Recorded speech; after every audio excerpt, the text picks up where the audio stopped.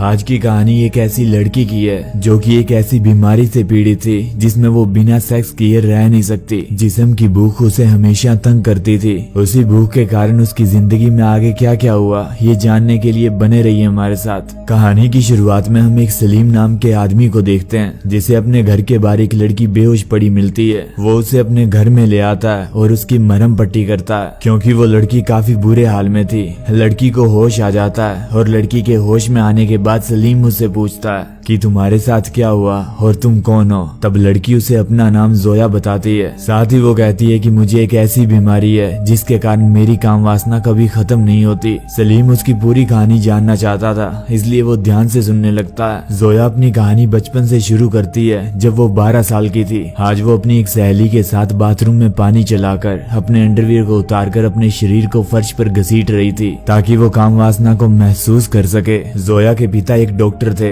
और जोया उनकी किताबों से गंदी तस्वीरों को देखकर अपने जिस्म को सहलाने लगती है। जोया अब जवान हो चुकी थी। उसका पिछले 1 साल से एक जिमी नाम के लड़के के साथ अफेयर भी चल रहा था। जोया अब अपनी सहेली के साथ नहीं खेलना चाहती थी इसीलिए वो जिमी के पास आकर उससे शारीरिक संबंध बनाने के लिए कहती है ताकि वो अपने जिस्म की प्यास को शांत कर सके। जोया की ये बात सुनकर जिमी उसके साथ पूरे 4 घंटे तक शारीरिक संबंध बनाता है मगर जोया को फिर भी मजा नहीं आता क्योंकि वो जिमी के साथ कुछ भी महसूस नहीं कर पा रही थी। इसके बाद जब वो ट्रेन में बैठकर घर जाने लगती है तो उसे अपने पास में बैठे आदमी से संबंध बनाने की इच्छा होने लगती है। इसके बाद वो दोनों ट्रेन के बाथरूम में जाकर शुरू हो जाते हैं। कुछ सालों बाद जोया और भी जवान हो गई। अब उसके जिस्म की भूख इतनी ज्यादा बढ़ चुकी थी कि वो कहीं भी बैठे बैठे अपना हाथ अपने प्राइवेट पार्ट पर चलाना शुरू कर देती थी और लड़कों को देखते ही उसकी हवस अपनी चरम सीमा पर पहुंच जाती थी। और इसके बाद उसने 21 की उम्र में शादी कर ली। उसके पति का नाम जेरोन था। जेरोन के साथ मिलकर उसने अपनी काम वासना पर काफी हद तक काबू कर लिया और दोनों अपनी जिंदगी काफी अच्छे से जीने लगे।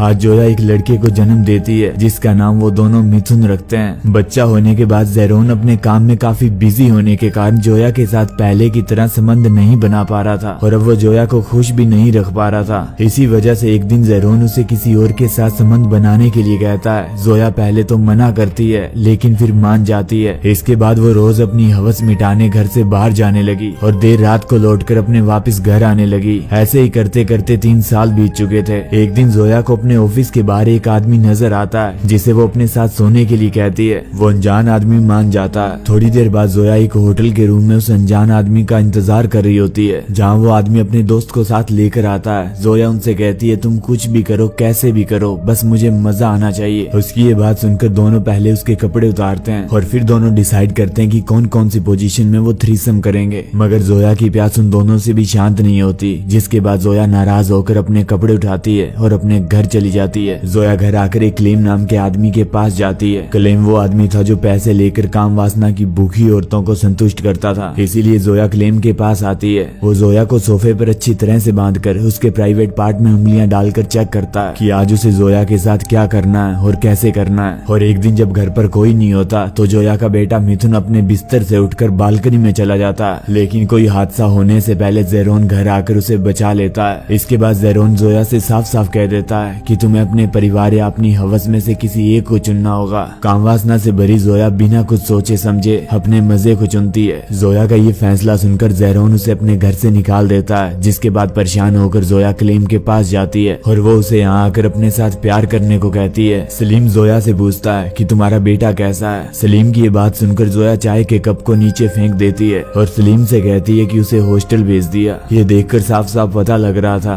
कि वो अपनी इस गंदी बीमारी से काफी ज्यादा दुखी थी क्योंकि इसी की वजह से उसे अपने परिवार को छोड़ना पड़ा था। कुछ सालों बाद उसे जिस्मानी खेल में मजा आने लगा था लेकिन बस इस मजे के चक्कर में उसने अपने प्राइवेट पार्ट्स को काफी जख्मी कर लिया था जिसके इलाज के लिए वो अपनी बॉस से मदद मांगती है और उसकी बॉस उसकी मदद करने के लिए मान जाती है मगर साथ ही वो कहती है कि तुम रोज रात नए आदमी के साथ होती हो, तुम्हें ये आदत बदलनी होगी और तुम्हें आदमी और नौकरी में से किसी एक को चुनना होगा और ये तुम्हारी तुम्हारी मर्जी है कि तुम दोनों में से किसे चुनती हो। इसके बाद जोया आदमियों के साथ मजे ही चुनती है। जोया अब काफी परेशान रहने लगी थी। उसे लगने लगा था कि वो समाज के लिए बनी ही नहीं है और इसी सोच में डूबी हुई जोया कुछ गलत लोगों से मिलती है। एक दिन उसकी मुलाकात जेम्स नाम के एक बंदे से होती है जो कि उसे पहले से जानता था। वो जोया को वसूली करने का काम देता है और इसके साथ ही वो जोया को 2 बॉडीगार्ड भी देता है। और फिर देखते ही देखते जोया इस काम को काफी अच्छे से करने लगी थी क्योंकि उसे ये काम करने में काफी मजा आ रहा था। एक दिन जेम्स उसे अपने पास बुलाकर कहता है कि तुम काफी अच्छा काम कर रही हो और अब समय आ चुका है कि तुम अपने लिए एक लड़की को चुनो और उस लड़की को भी तुम अपने जैसा बना लो। जेम्स उसे एक 15 साल की लड़की को पालने की सलाह देता है। वो लड़की काफी गरीब परिवार से थी और उसके पिता जेल में थे।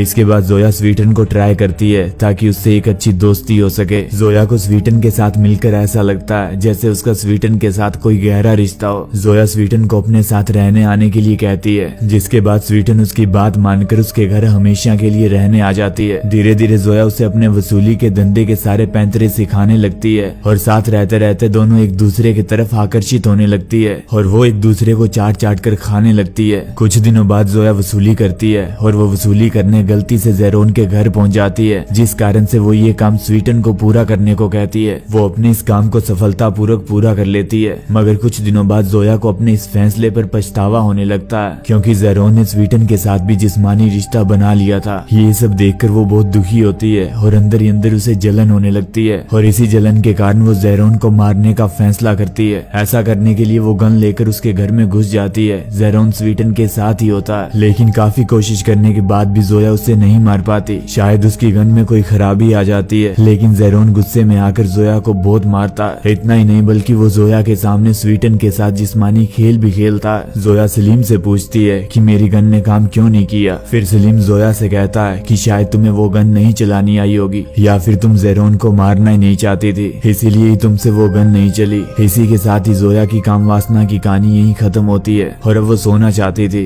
मगर सोने से पहले वो सलीम को उसके कमरे से चले जाने को कहती है। पर जब वो रात को गहरी नींद में होती है तो सलीम उसके कमरे में चुपके से आता है और उसके साथ जबरदस्ती करने की कोशिश करता है, मगर जोया अपनी गन दिखाकर उसे रोकने की कोशिश करती है और जब सलीम नहीं मानता तो जोया उसे सच में गोली मार देती है क्योंकि जोया को ये सब अपनी मर्जी से करना पसंद था, ना कि धोखे से या चुपके से। बस इसीलिए जोया सलीम को मार देती है और इसी के साथ इस फिल्म का अंत होता है। हम उम्मीद करते हैं कि आपको इस फिल्म की कहानी जरूर पसंद आई होगी। मिलते हैं ऐसी किसी और नई फिल्म की नई कहानी के साथ, तब तक के लिए अपना ख्याल रखिए और खुश रहिए।